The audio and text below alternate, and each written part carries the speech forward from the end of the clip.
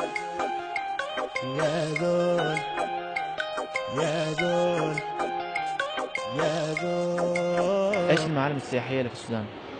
في متحف سلاح. متحف السلاح. في معلومة إن في أهرامات ودنا نزوره، وفي ربع راحوا هناك. مندرمان ومدرمان ما شاء الله. بعد شنو؟ شارالين. شارع النيل. اي نعم. ما شاء الله. انت كل ما لهم داخل السودان. صراحة هو أكتر شيء بحبه هو شارع النيل وبرج الفاتح. والله السودان تفرجت، عندكم طبيعة حلوة، عندكم شلالات، أهرامات، عندكم آثار يعني كتير حلوة. ان شاء الله ما تبارك. تصورتش إنه عندكم الخيرات هذه الكل. آثار النوبة في مصر، في جنوب الصعيد في مصر، ممكن يكون ليها مثيل هناك برضك موجودة في السودان. قناة سودانية المفضلة عندك؟ قناة سودانية النيل الأزرق. قناة أنغام. انغام. شنو البرنامج المفضل عندك في القناة هذه؟ انت في النيل الازرق؟ برنامج أغاني اغاني واغاني. إيه، أغاني. ما شاء الله عليك تتابع. تابعته. ما شاء الله عليك. تابع قناة أنغام. فيها الأغاني الحقيقة. اغاني الحقيبة. وما شاء الله عليك. النيل الأزرق. وما شاء الله عليك. النيل الازرق بتتابعها دوم يعني؟ ايه من فترة لفترة. أكثر قناة يعني بحبها هي يعني أكثر من أي قناة ثانية عربية هو الأس 24. فنانك المفضل السوداني؟ والله في كذا واحد، بس في أكثرهم يعني طه، في اسمه طه سليمان. طه سليمان. شريف الفحيل. شريف الفحيل. نعم، شاب وصوته حلو، بيعجبني صوته. فنانة سودانية هو هي يعني اسمها إنصاف مدني. انصاف مدني. تسمعي لها؟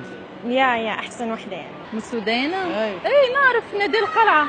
معروفة، نموت عليها، تهبل ديما نتبعها على سناب شات، على الانستغرام، على الفيسبوك.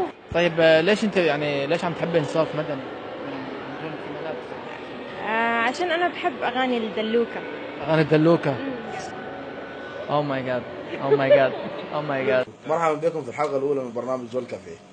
يا اخواننا انتوا شفتوا الفيديو الاسي ده؟ حاجه جميله صح؟ يا اخي السودان ده بلد عجيب، الناس دي كلها مهتمه. يا اخي نادي القلعه قال لك بيتابعوها في انستغرام وفيسبوك وتويتر وسناب شات. يا اخي والله لكن حاجه صدقتوا طبعا انتوا صح؟ اقول لكم حاجه، امشوا شوفوا اصلكم شنو، وريهم الفيديو الثاني يا زول. شنو القناة السودانية المفضلة عندك؟ قناة سودانية؟ ما بحضر قنوات سودانية صراحة ما بعرف. السودان بس ما في معلم شايفين. مين هو فنانك السوداني المفضل؟ أنا ما أعرفش أي فنانين تاريخ. ما تعرفش اي لا. فنان في السودان؟ السودان ما نعرف عليها حتى شيء. ثانية بومبا سوداني ما عرفنا شيء. طبعا شفتوا الحقيقه يا جماعه، ده كده السودان. لكن انا عندي سؤال يا جماعه، ليه ما نكون زي الفيديو الاول؟ الناس كلها متابعانا وعارفه السودان فيه شنو، وعارفه اخبار السودان، والسودان ده ذاته القبائل اللي فيه شنو، ولهجات السودان واي حاجه، وعادات وثقافات وتقاليد وجيرتك ورقص عروس ليه احنا ما بنزل شغال بينا؟ السبب واضح، اعلامنا يا جماعه. احنا اعلامنا اعلام ميت له سنين. اعلامنا ما شغال بالسودان، ما شغال باي حاجه مهمه في السودان، ما زول عارف عننا شيء. الاعلام اكل، شراب، رقص، اغاني، دلوكه، ما فاضي من الفارغه.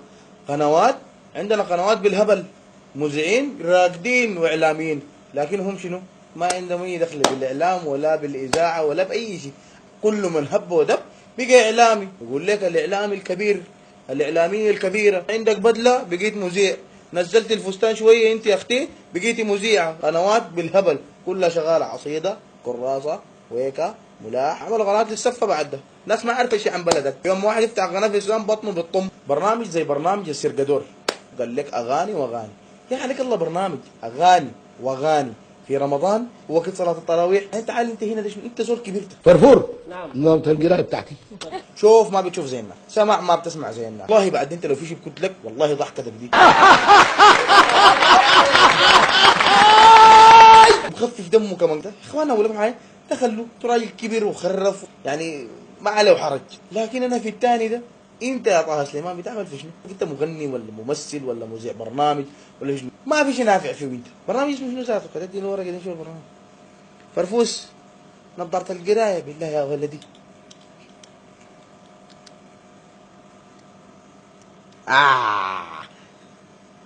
استوديو 5. ايش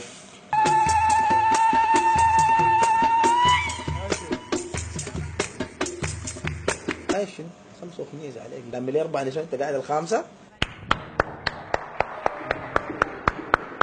ما عندهم شغله دلوكه وطبيل وشي مونيكا وشي موزاريلا وشي ملح شرموط. والله في الطبيخ ده طباخ. قالوا طباخه والله بتطبخي براي. ما ممكن تجيب لي واحده بتاع الدلوكه تقول لها انت تطبخي شنو؟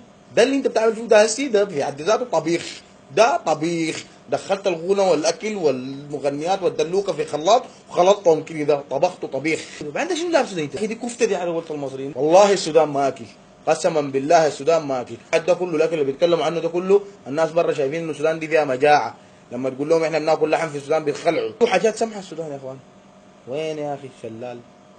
جبل اولي ما عارف شنو حاجات سمحه في السودان. حوش السمك ولا ذاكل برضه ما مشكله، كلها بقت حيشان. حوش السمك، حوش اللي ما عارف شنو، حوش العرديب، حوش البتاع، حوش انا ذات هذا الحوش ده. اديتونا يا اخي اكل اكل اكل. عصين كلكم عينكم طالعه. ما كلهم عصاصين. قولوا ما مع عصاصين. في سمان. سمان شنو هذا سمان؟ احنا زينا عايشين برا السودان. ليه قناه جديده سودانيه 24 وشنه ورنه، يوم ما افتحها اسمع لك لبيكم في برنامج اخوانا مع محمد فتحي. قلنا خلوه في اليوتيوب. اقسم بالله بعد اللي يشوف برنامجه ده حيتوب. من الاخر في مشكله ولا ما في مشكله؟ اللي عملته كله زمان باظ يا اخي. ليه؟ ليه بتعمل فيه دي لشنو؟ لشنو؟ اسمعني يا شباب من السي برنامجنا ده لو مشى ما ماشيين اي تلفزيون. تمام؟ انا شايفك بقيت لما الكاميرا شغالك تسجيل فيديو شغال كان مقلق اصور الحلقه في 3 4 يوم. جايبين لي ناس وبيضحكوا في شنو والله ده كل واحد جايبين لي جنبه كريسبي وعصير جوافه قاعدين يضحكوا. اما كده الله يلبجوكم ذات. ثم ثاني تعال يا اخوان، اي زول بيعمل لقاء برا السودان يكون ها يعني ماشي، الا لما يجي حضرات الساده المشاهدين مع خالد الوزير بيقلب اهبل منه هو ذاته. جي وي سوداني عمل لقاء برا وجا عمل لقاء مع خالد الوزير. يا اخي ده المفروض مو خالد العوير. الله مش يا اخي اخواننا اللوشي جايبين سيره بلاس يا اخواننا.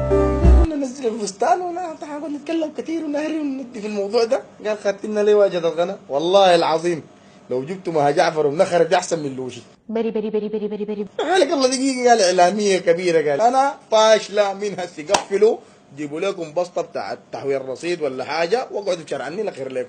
بعدين يا اخوان احنا السوداني عندنا بيمرق برا ما بيعرف يسوق نفسه. اديكم مثال خالد حسن الله يستقدنك وانا لكم والله الزول ده وين؟ واحد يوريني.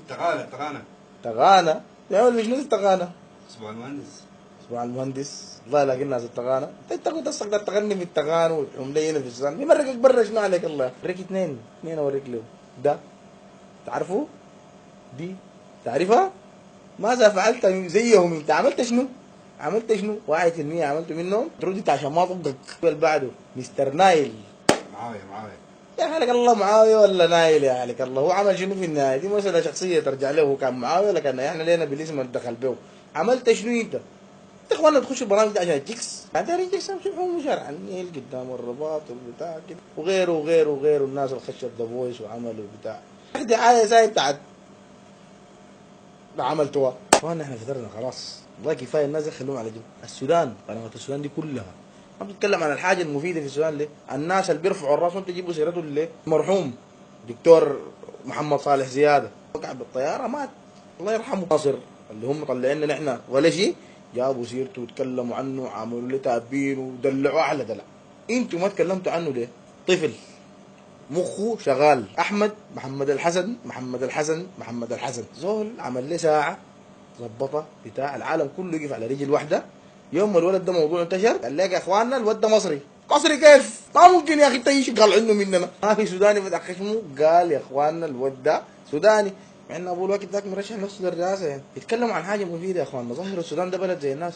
ما ممكن الناس كلها ماخذه فكره انه السودان ده صحراء وخلا مجاعه ناس ما لاقيه تاكل وبيقتلوا في بعض. شويه يا اخي خلونا زي الفيتناميين اكلين لحوم البشر. دي قصه ما قصه انه انت تقابض في اي حاجه، لكن دي حاجه حقتنا يا اخي، حق من حقوقنا. ما ممكن يا اخي يجي الناس متسلبطين فيه حقنا الحاجه حقتنا الكويسه شايليننا الناس برا والكعب مخلينه لنا هنا. احنا اعلامنا ضعيف لدرجه انه احنا بنتنبذ ما بيرد.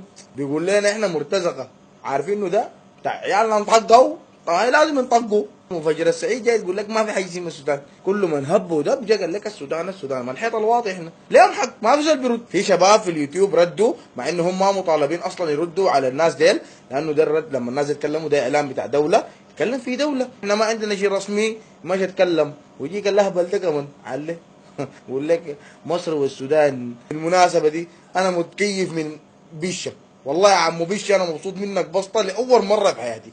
السدين اللي عملتهم ديل بيجوا يجقلبوا المصريين، يجقلبوا بكره مش يدوك حلايب وشلاتين، والله الاسكندريه ذاته يدوك لها. احنا البرنامج ده لما جينا عملناه ما عملنا برنامج بتاع نكته ولا نضحككم ولا بتاع، هاي الفكاهه والكوميديا دي ما لابد منها، لكن في النهايه يا اخوان عليكم الله كفايه وعليكم الله اصبر. يا اخي السودان ده والله مظلوم معانا يا اخي. اعمل لكم حاجه تصلحوا صوره السودان. القنوات الكثيره اللي عاملينها دي خدوا واحده ولا اثنين يعني بعد اذنكم، يعني لو سمحتوا يا اخي واحده خلاص واحده، تكلموا في نقاط تنفع السودان يا اخوان. السودان فيه تراث، فيه اهرامات، فيه اثار، فيه معابد، فيه اي حاجه. ده الفت نظر الناس للسياحه في السودان. عندك بحر احمر وشعب مرجانيه طول في عرض، ممكن يا اخي كله مشغلنا عليه في العصيده والدلوكه وها وسرقدور وفي شنو، في حاجه والله يا اخواننا. واقفه لي هنا أنا كرسي بتاع بلاستيك في طياره البشير ماشي موريتانيا.